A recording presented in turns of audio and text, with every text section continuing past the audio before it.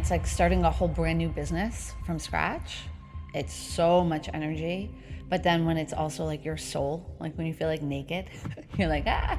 He was like holding the book and it was like, oh my goodness. You know, like I'm bringing this man some peace. And like that right there, it's like all worth it. You know, that's why I think relationships are catalysts for growth. Business is a catalyst for growth, more so than anything, because they're going to show you things you can't see yourself. People think brand is font or color palette, and those are vehicles to bring your brand to life. They're not your brand. Well, like a launch is a launch is a launch is a launch.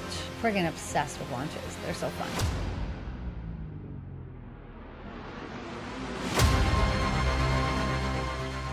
Okay, so I guess we can get into branding now.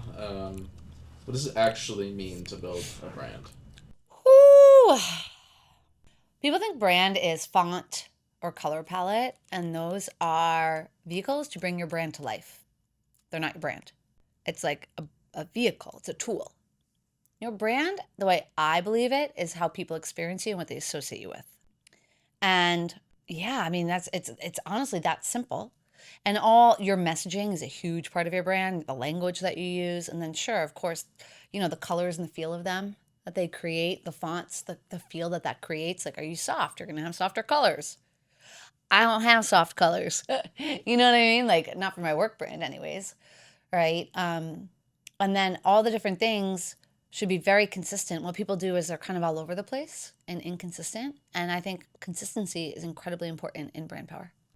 And what does that consistency look like? Like, what are some examples? I mean, I always tell people, watch my stories. Every single day, you're going to see me with probably some version of a selfie in the mirror, wearing jeans in black, chance of sage green, and showing what I'm doing every day. And it's going to show commitment, it's going to show demand, and it's going to show like, let's fucking go. It's show me at the gym. That's going to show discipline. That's going to show commitment. That kind of builds brand when you see that over time. Matcha. People have been seeing me with matcha for 7 years. Now they begin to associate me with the gym. Now they begin to associate me with matcha, right? And so all of those little things, you just have to decide, what do you want to be associated with, you know? And so does that process of like the consistent, like, like those little things that you're talking about, is that what builds trust in a brand? 100%, because how can you trust something that's always changing, right? Like it's just going to change again. People don't understand the impact that can happen when they're pivoting shiny object syndrome. They're like, well, I want to do what I'm passionate about. Cool. I'm probably not going to pay you then, because your passion could change tomorrow. That doesn't feel dependable, right? Unless I'm paying you to do some like creative one-time project, right? And you're passionate about it right now. But I'm more around the coaching, consulting, high ticket space. I'm not investing that money if someone feels not dependable. And why is building a brand the best long-term play in business right now? People are so quick to say that the industry is saturated, and I don't believe that. I think that it's just that it's how economics works, supply and demand. And so as the supply and demand have grown, I think that it's just requiring us to work more strategically to get results. You can't be lazy. That's it. You just can't be lazy. You can't get away with the shit that you could get away with even 5 years ago. But isn't that great? Because it's raising the standard of our industry. I hate when people complain about it. It's like, what, you want mediocrity? Like, I want to be in a field, an industry of greatness. Like, push me to be better. Like, everyone in the NFL got better when Tom Brady came around. He raised the standard. Right now, the standard is being raised in our industry, and it's going to be a separator. My point is that your brand is going to be a major one of the factors in the separator. Because if they're looking at the same exact offer, which will happen, the same exact price point, which will happen, they're going to make a buying decision based on their association and trust of a brand. So do you think the competition is getting a lot higher for quality brands, or is there a huge gap of like? I think the gap is widening. I think the gap is widening, and it's become very clear who's investing in brand and who isn't. And if you're not investing in brand and you're like, well, it's too late to start. No, it's not, because it's not going away. And brand is a long-term play. Brand is not built overnight. And that, like, as somebody who helps people with marketing and branding, when people are like, oh, I want to start to build my brand, and they're like, when do I get the ROI? It's not going to happen right away. It's like if you're investing in the stock market or you're investing financially, you don't immediately see that. In fact, the more quickly you see things, the more quickly they tend to fall, right? We're looking to do this over time. And that's brand. And how do you deal with that pressure from when you're trying to help someone build the brand? Like, how do you deal with that pressure of them wanting to get results like immediately? I don't even let the pressure in. I don't. I just set really clear expectations. The only time I feel pressure is if there's been an expectation I agreed to and there's a gap. So I just did a launch with a client and we agreed to an expectation for a KPI and we hit it, we exceeded it, but leading up to it was a little tight and we had to get strategic and we had to dig in and I felt the pressure, but I only felt the pressure because I consented. I consented. That could sound really bad. I consented. I can't. Send her home. Too much matcha. Too much matcha. Oh my God. But I consented to that KPI, right? So I will only feel a pressure if it's something that I agree to. When people try to put pressure on me for something I did not agree to, or an expectation that I did not say was reasonable, I don't feel the pressure. I just have to clarify the expectation. And a lot of times people are coming from scarcity. What's really hard is that the higher level clientele really get this and they don't operate from scarcity. They're doing very well. It's the ones that are starting and finding their way. They don't quite get this and they're in a little bit of scarcity because understandably they're nervous, but it makes it a lot harder to break through. And so like that newer entrepreneur almost needs to have even more discipline with their mindset because they're going to be pulled into scarcity really quickly because they're afraid. But if you make decisions or you create pressure out of scarcity, it's not going to work. So when you do launch your first offer and your offer is tied to someone getting results, like that's a very important thing that people need to, as someone that's launching their first offer, they need to really realize. Yeah. And it's all broken down in the checklist that I made of like how to actually look at your leads and like set reasonable goals. But yeah, it's really, really important. And that is the only time that I feel pressure is if I agree to a result, which I don't do frequently. And do you think there's more of that when it's a higher ticket offer? More pressure? Yeah. Hell yeah. Yeah. Because every metric counts that much more, you know? Yeah. It's like if I lost a high level account versus a low level account, I'm going to feel it a lot more. And what does it mean when people say content is the real brand real estate? Oh, I love this analogy. Okay. I love analogies. I think it's the teacher in me. But think about it. Back in the day, people would spend a lot of money to have a brick and mortar. They would pay rent. And I really see social media and like the digital, it's like your digital rent. People don't want to invest in it because they're like, oh, it's free. Sure, it's free to like take up some space, but to be advantageous with it, to have like good foot traffic, it's going to cost you. And so just look at that as your rent of 2025, 2026. And if someone is willing to invest more into that digital real estate, do they grow faster? 100%. Okay, it's always 100%. I mean, look, someone could put a lot of money in something, but if they're not good at what they're offering, if they're like out of integrity or it's not authentic, it's not going to work anyways, at least long term. But if it's a good offer and a good brand and clear messaging, yeah, the more you put into it, the more you're going to get out of it. And how do you know that you have something like that that's actually good? Well, that's why in a way you almost want to start with like small, like the first launch of anything is really good feedback. Like I always say, don't go to paid ads or any of that until you like master it organically. And so like there is a level of respecting the process of growing and people want to bypass that. And I think you have to respect and honor the process of growing.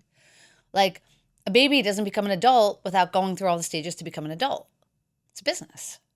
We've talked about this before. You're like, Melissa, I've heard you say this 98 times. Yeah, people want to bypass it. And so it's like you're getting the feedback, you're getting the feedback, you're getting the feedback, and for it to then become its like own, offer and identity. Um, Now, sometimes I've worked with clients before where they throw money at it before they even like know if it's good. It doesn't solve the problem. Their messaging's off, and now you're kind of just lighting money on fire.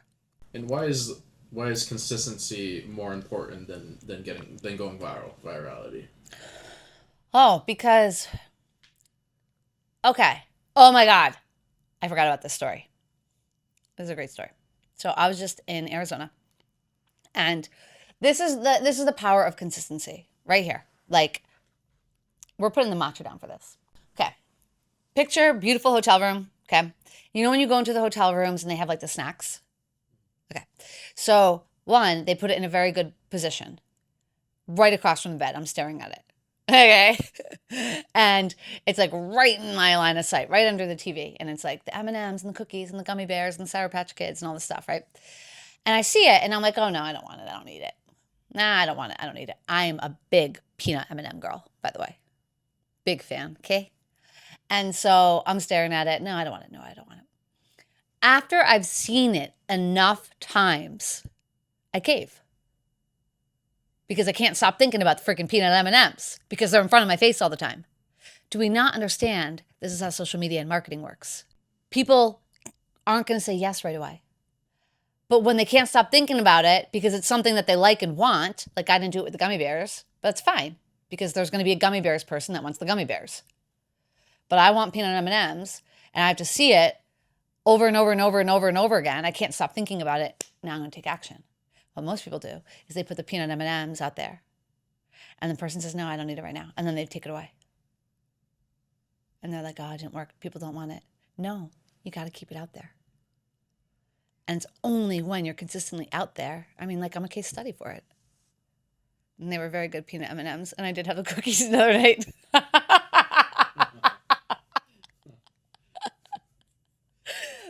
You're gonna need some of this. But I didn't have. I'm not into the fruity desserts. Like I didn't have the gummy bears, Sour Patch, not my thing. But you see what I'm saying? I know what you're saying. On the peanut M, like it's so true. People will be like, "You want the peanut M&Ms?" And someone's like, "No." Like that would have been me. I ended up buying them, but the first 8 times I would have said no, no, no, no.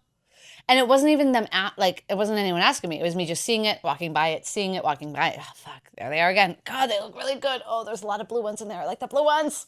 So it's a big timing thing. You got to be patient. Consistency. Yeah. And I think that's why consistency is so important because just because the moment that you choose to put something out there is not necessarily the moment someone's ready to buy. So you have to constantly put it out there so the moment they're ready to buy, it is there. That's it. And also, you're way more prepared when you're consistent, rather than if you do go viral when you're unprepared, you're scrambling, you don't know what to do, and you waste that attention. 100%. 100%. It's wasted attention. And attention is the currency of 2025 and 2026. Arguably, always, it's just way more clear now with online and social media and digital footprints. And what's some signs that a brand is unclear? And it's costing you, maybe money or wasted attention. Like if you're not even sure what someone does or what problem they solve for you or like what they stand for, or what they don't stand for. But it's like, yeah, I mean, if you have to think hard about explaining who someone is and what they do. Like, oh, that's Melissa. She's like marketing and launches. Pretty clear, right? And she's really fucking weird. You know what I mean? She drinks a lot of matcha. Like I'm pretty clear. She likes to throw a barbell around. She drives an ATV. Like people will know my things. Right? UBP, unique brand positioning. Notice the things that I pointed out, I build intentionally because they are unique. Driving an ATV is pretty unique. I talk about that. Living in Mexico is pretty unique. I talk about that. Like matcha is not super unique anymore, but it was 7 years ago when I started. I started the trend. It's the hipster stuff, huh? Okay, let's talk about some leadership now. What was your point of no return, and when were you knew you weren't going back? Oh, Britt definitely put my speech in Chat GBT and had them pull questions Oh, is because that what this is? yeah, 100%. Okay. I'm on to you, Britt. I know what you did. I know what you did last night. Nah, I think we skipped that one. Okay. What does it look like to lead yourself through growth? How to lead yourself through growth. Dude, I just had a lot of caffeine. You're tweaking that, Whoa, a roller out of here. Um, let's see. To lead yourself through growth, I think, is to seek out the burn. It's to seek out the burn and not to resist it, not to run from it, and not to be passive, to actually co-create and seek it out. Like, where is my new edge today? And how do you know you have that edge? When you kind of want to pee your pants and vomit at the same time. You know, like when you're like, this is uncomfortable. Like, I feel like I'm going to vomit, you know, or I'm second guessing, or I'm in my head. It could just be a little thing. I sent a text message today and like a group that was like a little bit more bold. And then I get in my head. Melissa, were you being pure? Being honest? Were you saying what you think is right? Okay, so what's coming up for you? You're afraid that it's going to offend someone. Can you fucking let that go? That was just a little burn. I was like, oh, this burns. You know? And I do it to myself all the time. I'm like, oh, this burns. It does. Is it important to recognize that? 100%. Yeah, 100%. And I always say witness. Like, can you witness the fact that something burns? And like, not make it wrong, just witness it. How do you know when you're outgrowing someone or something? It's so hard to completely pinpoint when you're outgrowing someone or something. Different ways, like I've known that I'm outgrowing maybe a client account or a type of work if I start to feel resistant to it, like I don't want to do it. Or maybe the investment isn't enough anymore. I'd say when you can't have conversations that are relatable, when you're just like not fully being yourself. And it's really hard because, you know, we think that everything is forever. My feet are falling asleep again. They are. They're like, am I okay the way I'm sitting right now? My feet keep falling asleep. You know, we think that everything needs to be forever. And we have a really hard time. Like, when things change, it's human, right? It shakes our sense of self or whatever it may be. And I think it's like just seeing everything is like beautiful for the time and the purpose that it served in your life. You know, like even past relationships that were like painful, even hurtful, I am just grateful for them because they all served a purpose for where I am and who I am, what I learned. And there are like a lot of things that I'd redo in my life, to be totally honest. But at the same time, would I? Because everything was a part of the lesson in the unfolding. It's a really interesting thing to look at, but I think you will know when you've outgrown someone. It's just, are you willing to admit it? You know, you'll kind of like feel a little resistance or maybe avoidant, or you don't really know what to talk about, or it feels forced. It feels like work. Oh, that's a good way to put it. Whether it's like a client or someone in your personal life, when it feels like work to me, I know that it's like not in alignment. And I don't mean like work of like, because alignment can be very much weaponized, right? Not everything is supposed to feel good all the time. Not everything's supposed to feel good in a relationship, in your business. It's not always in your workouts, in your fitness. It's not always supposed to feel good. I hate when people confuse alignment with feeling good. Feeling good and aligning are two different things. Off my soapbox on that one. What I was saying was when something's not in alignment in work or in relationship, you will feel it and it will begin to feel like work. And I don't consider what I do work. It's play, it's creation, it's impact, it's ideation, it's strategy, it's leadership. Work to me is heavy, you know? And if a relationship feels like work, something's off. Doesn't mean you're not going to put in the work at times. Of course you are. You know? It's always a lot of discernment, Steve. It is. Mm-hmm. Yeah, that's really profound. That's a good one. That's a really good point.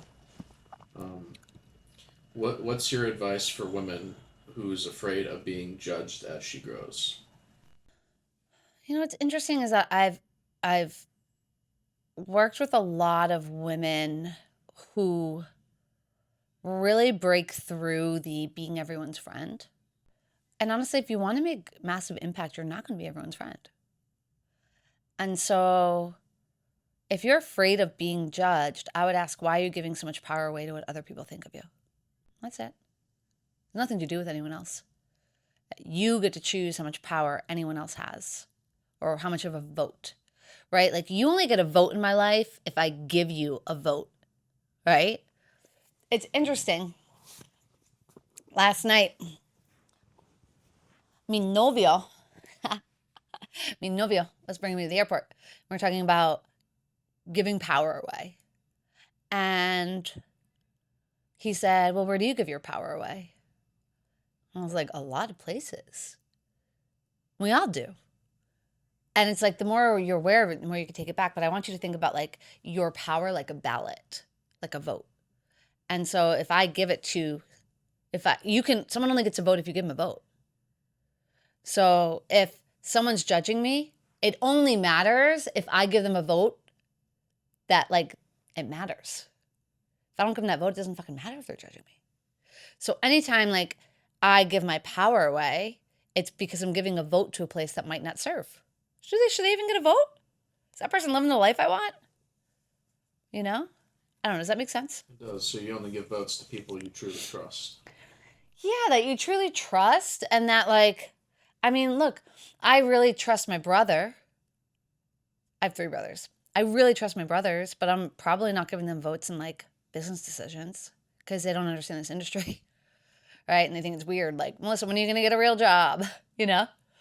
So it's not just trust, like I might I might give a vote to a mentor or coach who I've paid to help me with something. But maybe I don't like know them at a personal level, but I'm still giving them a vote. So it's more earned, and it can be earned in different It can be ways. earned in different ways. Yeah. And also don't give away a lot of ballots. Not that many people should be getting ballots. Because then it loses its power. It loses its power. And then you lose your identity and you wonder why you don't know who you are. You're giving everyone and their freaking mother a vote on who you are. Like, I really do not give a lot of people, like, honestly, my team, like, a couple of really close people in my life, and like my mentor, you know, business partners, you know what I mean? And that's it. But you just can't. You exhaust yourself. And those people, when you do find that, you're very selective who you give those votes to, what does that feedback from those votes mean to you? It's everything. And I purposefully choose ones that will be honest enough to tell me where I'm falling short. Like, I want, just like I said, I'm a champion, not a cheerleader. I don't want cheerleaders getting my votes.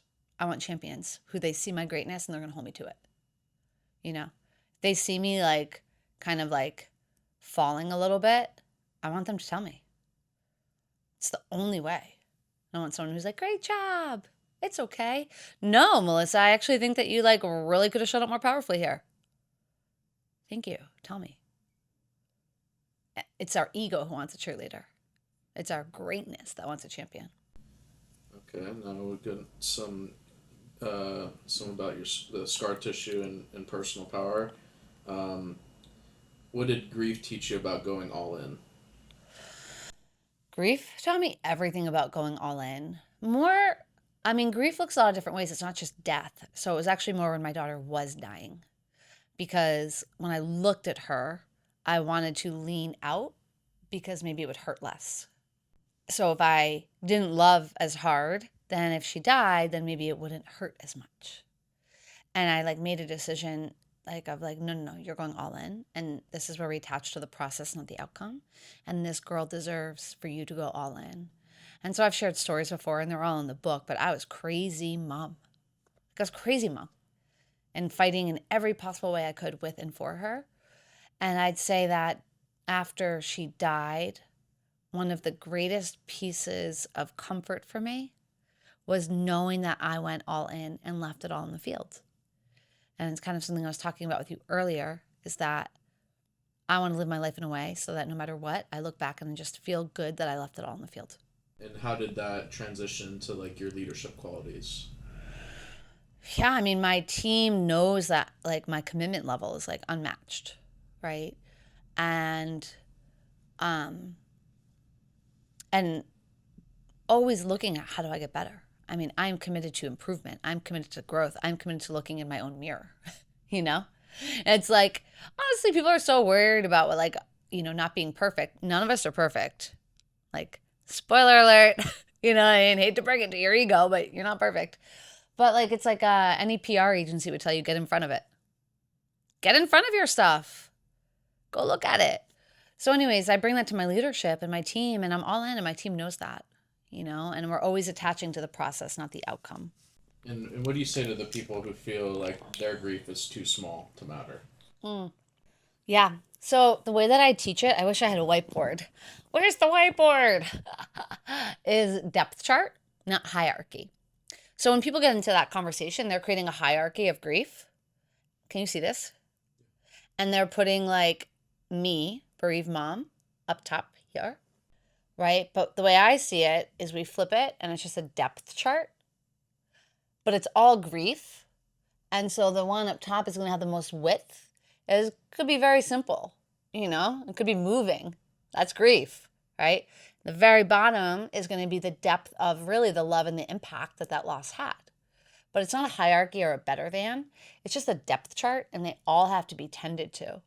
Because if they're not, it becomes explosions, like legit explosions. And what do you mean by explosions? Like if we think of like the depth chart, and that's down there, and let's just say it gets buried, buried, buried, buried, buried, buried, eventually something's going to happen where it's like, bing. Like, I mean, obviously we have extremes in our society we can all look at, but it could be like losing your temper on a significant other, right? For some people, it's like using substances. It could be shopping to get, a lot of that's the numbing, not the explosion. But like if the explosion happens, I mean, it could be relationship. It could be road rage, it could be snapping at the barista. But like it will come out. That's why I like exercise. And when it does come out, if you do ever, maybe even looking back, what time that you did snap, Oh, yeah. like how do you like learn from that? How do you recenter yourself? Yeah. I have a whole chapter. It's chapter 3 in my book. It's on capacity. And imagine that you're like like an oxygen tank or something. And like the more that's in there already, like the pressure. And then if we try and put more in, it like explodes. But like, let's say the tank is pretty empty. Then we can just keep putting more in, keep putting more in, keep putting more in. So I say you always have to know like where your tank is at. And it's a skill, it's a muscle to be able to recognize it and identify it on any given day.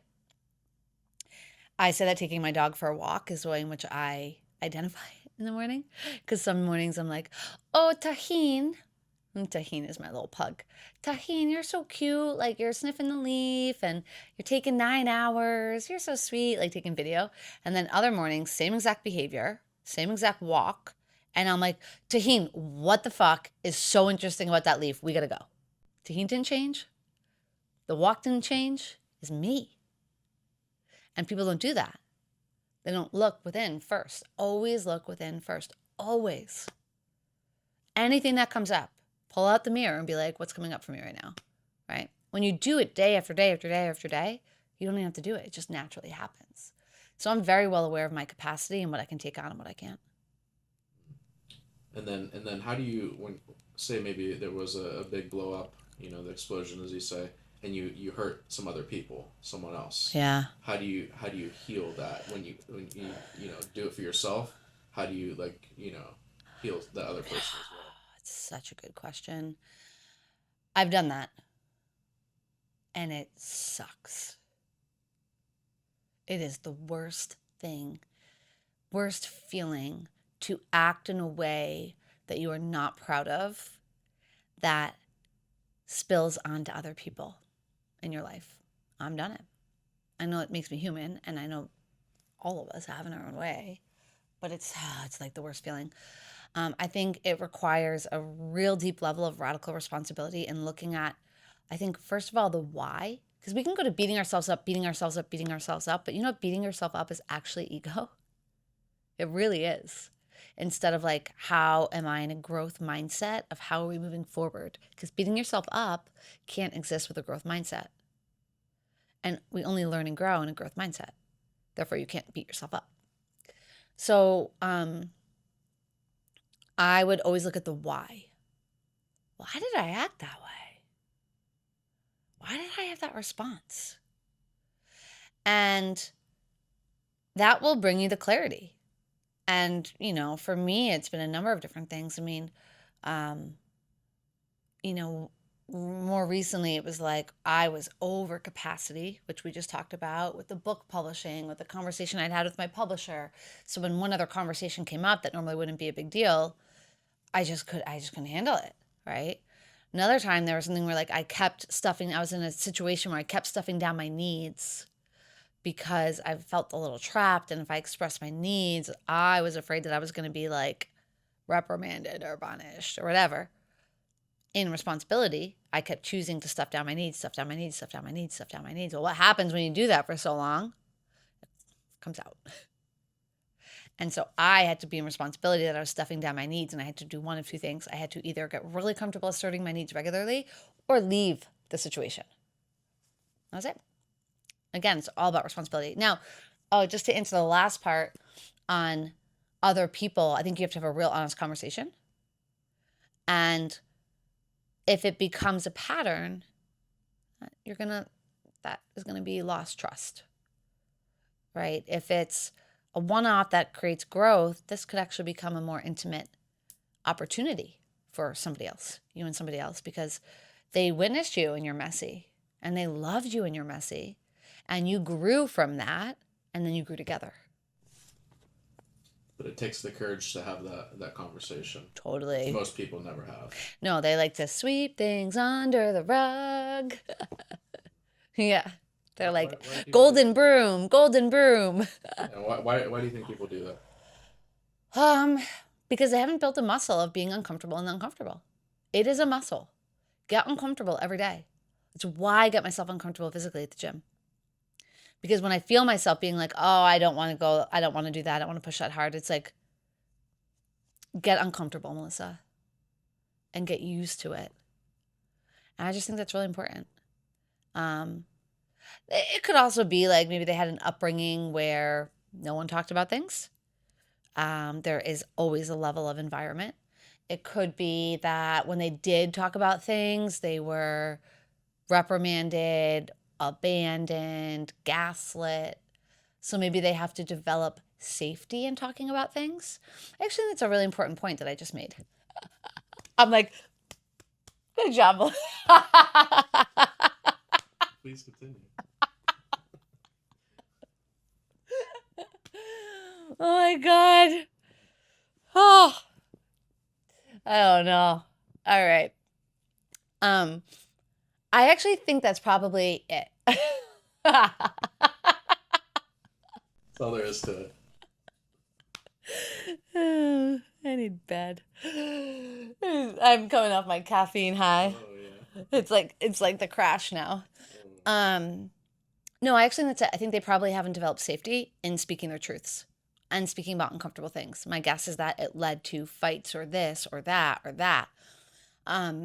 It's like, I know part of my responsibility in my relationships. So in my partnership, with my team members, with my clients, is creating an environment that feels very safe to talk about uncomfortable truths.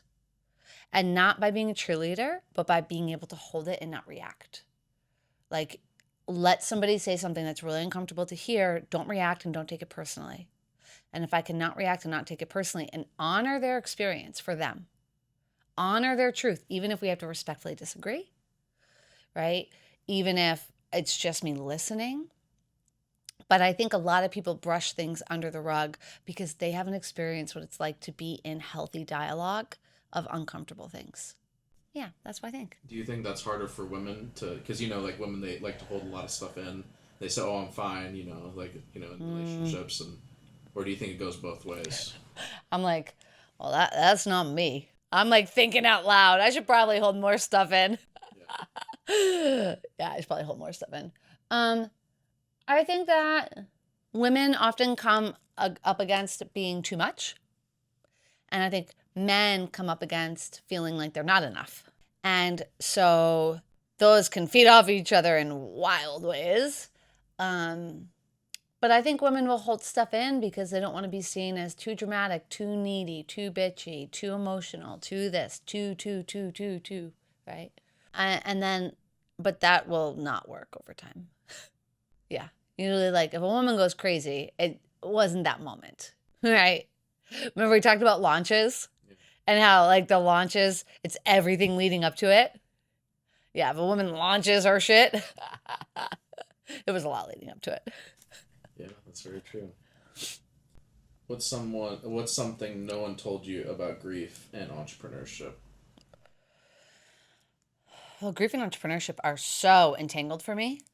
Um, because they just like they put a magnifying glass on everything. Everything, if you're willing to look. I think a lot of people misunderstand in entrepreneurship and in grief the level of responsibility. Everyone's like, I want freedom. Well, guess what? The more freedom you have, the more responsibility you have. Honestly. Like someone telling you when to work, when not to work, when to take lunch break, how many vacation days, putting in for requests, you're actually in a hell of a lot less responsibility. You're just like head down, following the rules, right? But like when you are constantly making every decision that's going to impact like the growth, clients, yourself, business, like that's a lot more responsibility. So I think like the more freedom there is, I actually think the more responsibility there is. But then in grief, I don't think people talk about the level of responsibility that comes with it. Just because you didn't choose it doesn't mean it's not your responsibility to heal it. And a lot of people skirt responsibility because there's a level of victim in grief inherently. But there's so much responsibility in healing it because, as I say in my book, like grief is not a blank check to be an asshole. It's not. And I had a blank check that I wanted to cash in for a while because I was so angry.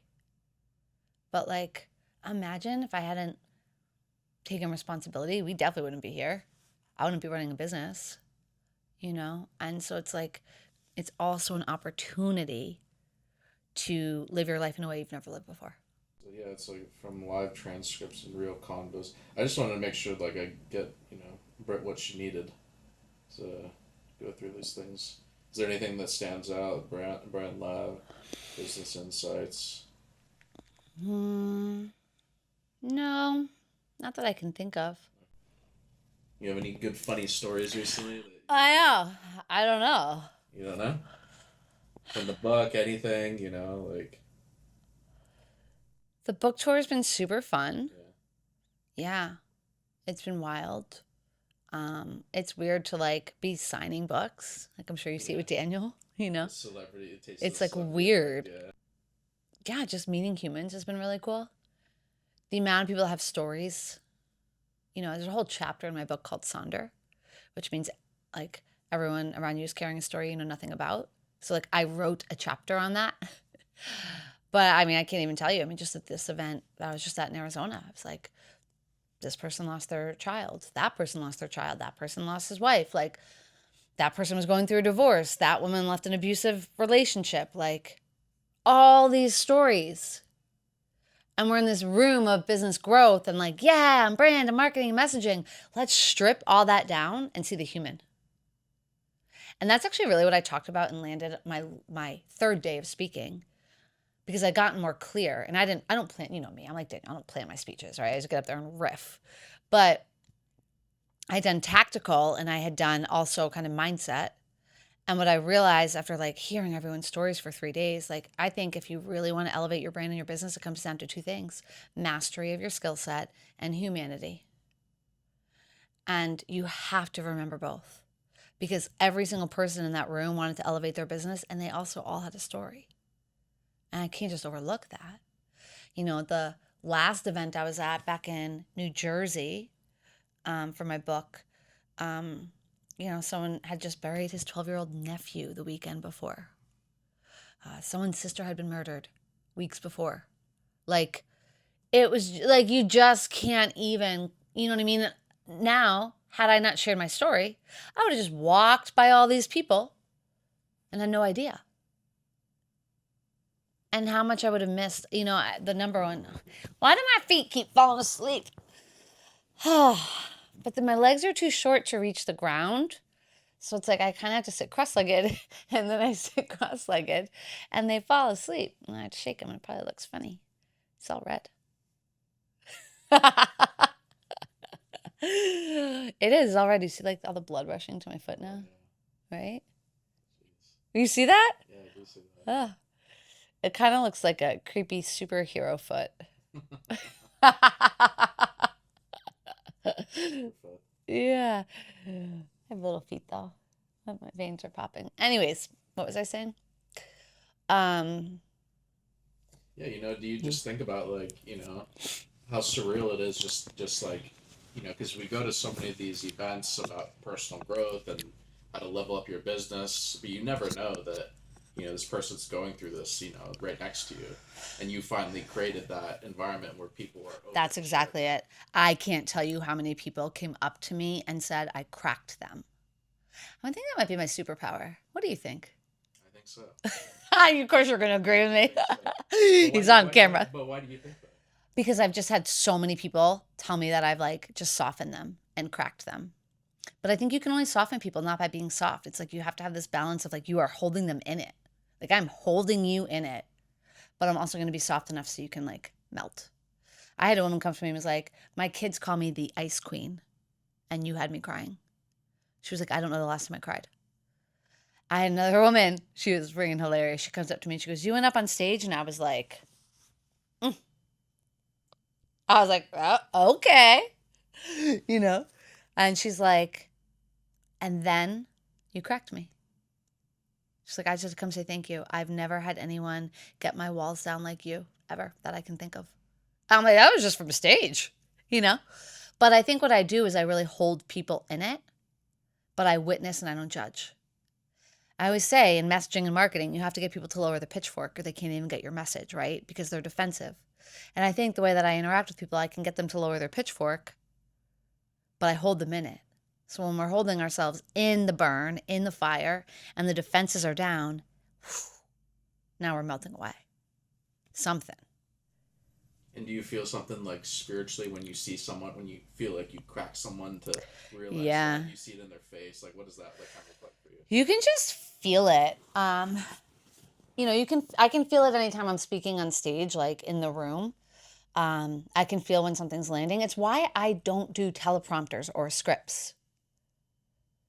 How can I serve someone if I'm just reading a script? I read the room. I feel the room. I'll play off of like commentary I hear, but I definitely can feel it. Sometimes I get goosebumps.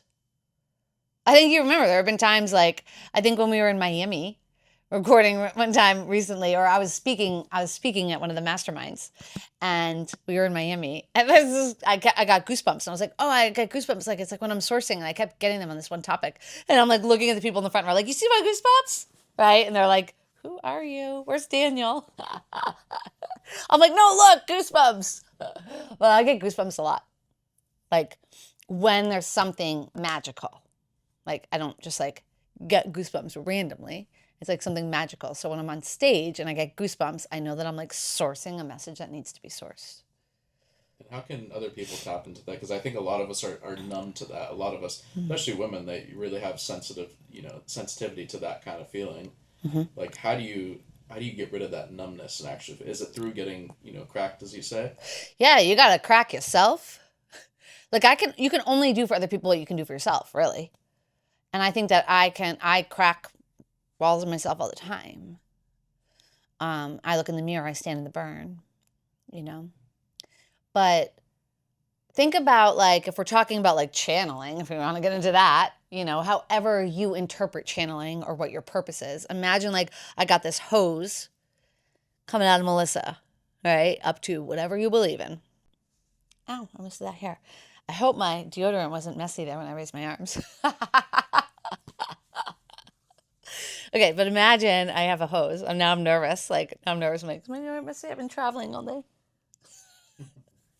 Put my hair there. Okay.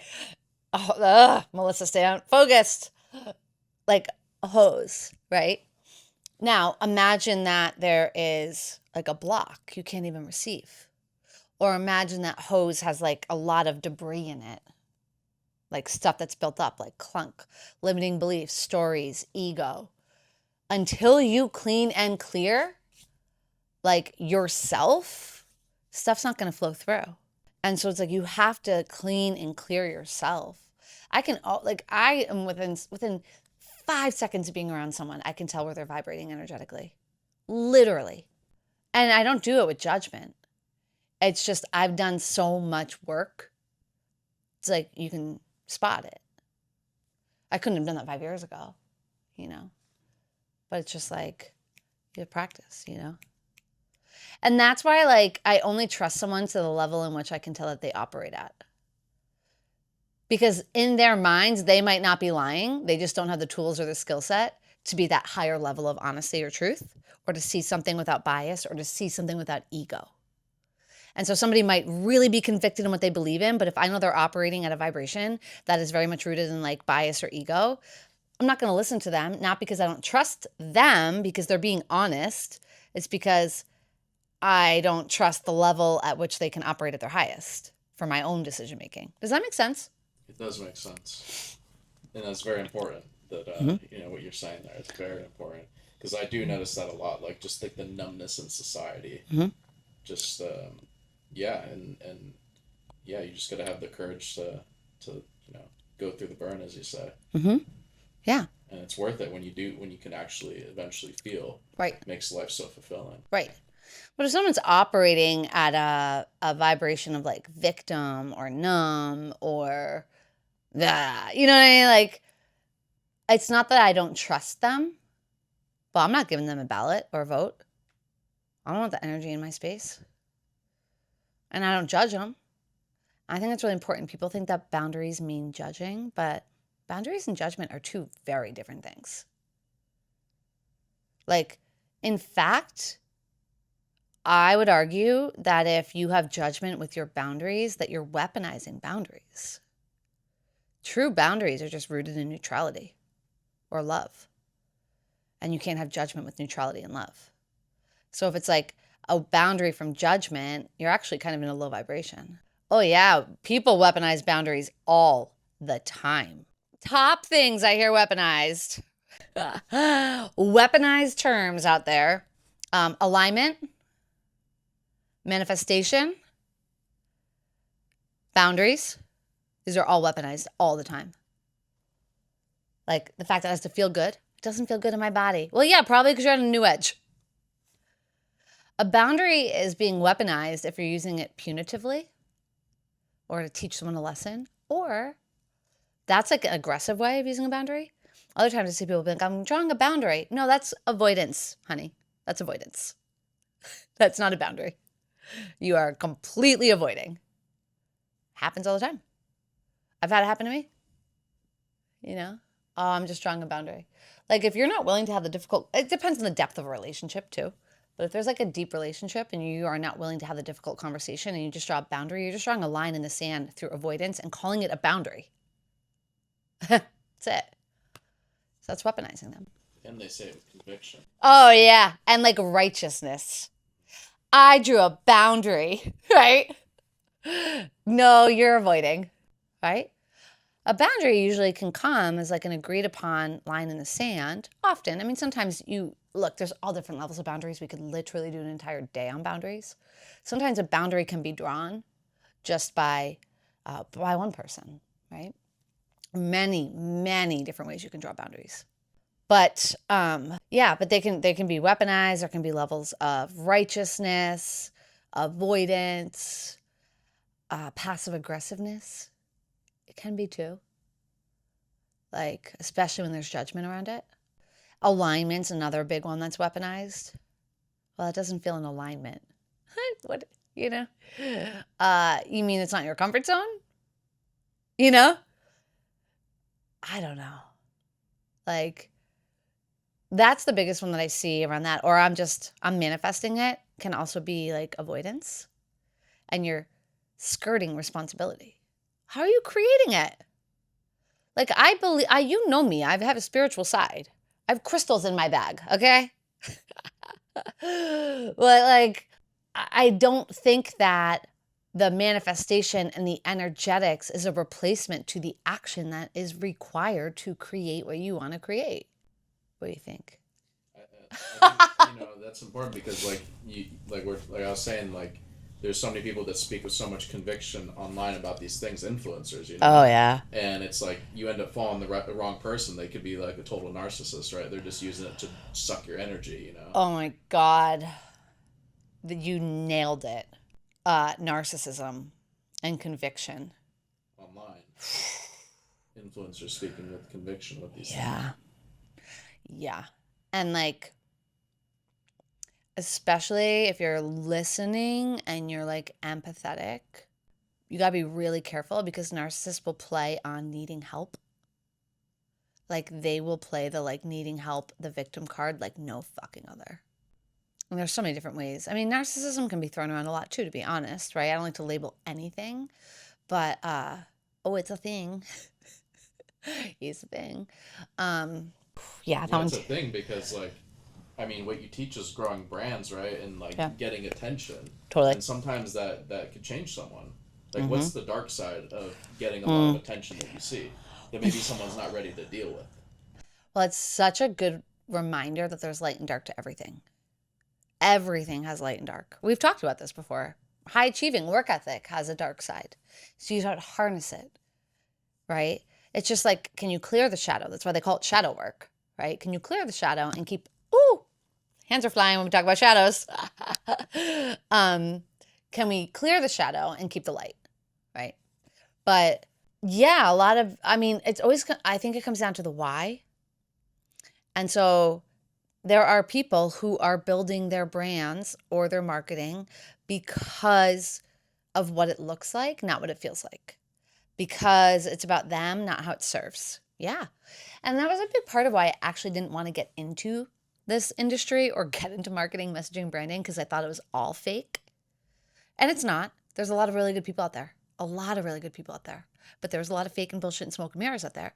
But what I realized is that I can't take out the fake or the inauthentic, but I can offer the alternative to it.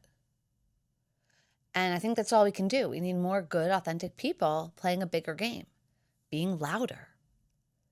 That's all we can do. But yeah, there's a lot of people who are driven. I don't even think they realize it. Yeah, that's what I'm saying. Maybe it just hits them and they weren't ready for it, and then maybe Mm-hmm. they go towards a more darker narcissistic path because Yeah, there was some unresolved trauma there, and they got 100%. this attention out of nowhere, which you see it online with a lot of these influencer celebrities, and they end up destroying their lives. 100%. Yep. 100%. Yeah, there's definitely going to be that where it's that quick and it changes their whole perception of self. It's like why we have to have a really strong connection of ourself. And then what happens if like the fame goes away too? If that was their whole identity. That was a lesson from grief when I lost my daughter. I realized like how quickly my identity became a mother. And then it's like, okay, how do you never lose yourself again? And that was a really hard one. Like, how do you create your identity that's stronger than any role or title?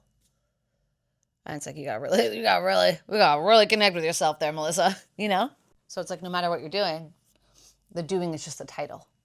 Who are you being?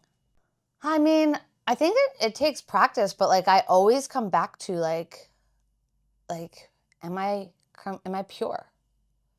Am I genuine? Like, is this true to me? Like, I don't know. When I first tried getting into this whole wild west of entrepreneurship, it was like I was trying to do what I thought I was supposed to do. Dress a certain way, do a certain thing. And it's funny, if I look back at photos, you can almost see that. And if I look at photos now, it's like you can almost see energy in photos. Have you ever noticed that? Yeah. Like you can see energy between couples, right? Or people or friends. And you can see energy around a person in photos when you really pay attention. You can tell when it's performative and when it's embodied. And so I say, like, it's so easy for me to speak and riff. Like, they added me on Sunday. I had nothing prepped. I honestly didn't prep any of the days. Sorry, Jilly. But I don't need to because it's just embodied. And I just read the room and I source, right? I'm not performing. When I first got into this industry and I didn't really know what I was doing, it was like it wasn't intentionally performative. I just didn't really know what to do. And then the more I like kind of figured out myself, and it's like, you have to be willing to know who you're being. You have to be willing to know who you're not. And you have to be okay with other people not liking you. If everyone likes you, you stand for nothing. Nothing. Can you think of anyone, honestly, like I'm not looking for you to like people please me here. You know that. Can you think of anyone who has done anything extraordinary who has been liked by everyone? Right? I genuinely can't think of anyone. Not even Tom Brady. Stupid Deflategate thing. Whole Deflategate thing. You guys are also sensitive about that. Bend the rules, don't break them. Yeah, I'm trying to think. Like, I can't think of anyone. So that should be pretty clear. Right. Like, if you want to do something extraordinary, you want to play at a big level, there are prices to that. There are prices to every level of the game. And I say that every level of the game, it's like Mario Brothers. Do you play Mario Brothers? Of course. Yeah. Oh my God, Mario 3? I got into more like the newer ones. Am I aging myself? Mario 3 is a little before my time. You didn't have like the old gray box you had to like bang on? I mean, yeah, I was too young to like care that much. Oh my God. Welp. You just aged yourself, folks. Okay, well, so for me, it was Mario 3. And like getting from level 1 to level 2 was pretty easy, right? Getting from level 4 to level 5 was harder. Getting from like level 9 to Bowser's Castle was really freaking hard. There was less room for error. There was more pressure. You had less time to like make the jumps and all the things. And like when you would make a jump, the things were a lot freaking smaller. You know what I'm talking about? That's life. That's business. Getting from level 1 to 2, yeah, not that hard. 4 to 5, a little bit harder. 9 to 10, it's a lot harder. Even if we're only talking about up-leveling one level every single situation. The higher the level, one level up becomes that much harder. The prices that you pay will be higher too. Whether it's financial, you're going to pay more money to play at bigger levels, right? So they say like the bigger the business, the bigger the problems. It's like not untrue. It's just, I said this on my speech. It's that people like get so thrown off by curveballs. And it's like, when we know that a curveball is inevitable, at what point do we stop being surprised by curveballs? Oh my God, the flight's delayed. Shit's gonna happen. That client contract canceled. Another one's gonna come along. People talk about giving your power away. They give their power away to circumstance all the time. Not just people, circumstance. Oh, this is one, Steve. I could friggin' go on forever. I'm going to wait to build my business until I can go all in. Can we just talk about this for a second? Sure. I'm going to wait to build my business till I can go all in. Okay, so why can't you go all in right now? Oh, well, this with the kids, or this with travel, or, fixing this in the car. Okay, so what I hear is that somebody is going to put an on switch on their business when nothing else in life is happening. Nothing else in life is happening. And then the second they have to fix their car again, or their kids need something, or they're traveling, they're going to hit off. They're going to go on, and then they're going to go off. It's like starting a car. You know how much more it takes to start the car than just keep it running? They're going start, stop, start, stop, start, stop. 1, it's a lot harder. 2, you're not going to get momentum. And 3, it's so unrealistic. What people don't understand is like, what is your all in on any given day? Okay, so you're traveling. So I'm traveling right now. So my work schedule looks a little bit different, but I'm not like, oh, I'm going to stop running the business while I'm traveling. It's like, oh, okay, I'm going to give myself, like, I'm going to set less priorities. from what I normally do. Does that make sense? So yeah, that drives me crazy because I'm like, well, you're saying that you're only going to run your business when life isn't lifing. How about you learn how to build your business when life is lifing? So then when life lifes, you don't freak out because you've actually built it through that. You're not setting your business up to win. You are absolutely not setting your business up to win if you only want to build it when everything's convenient and life isn't lifing. You're creating a circumstantial business. That's it.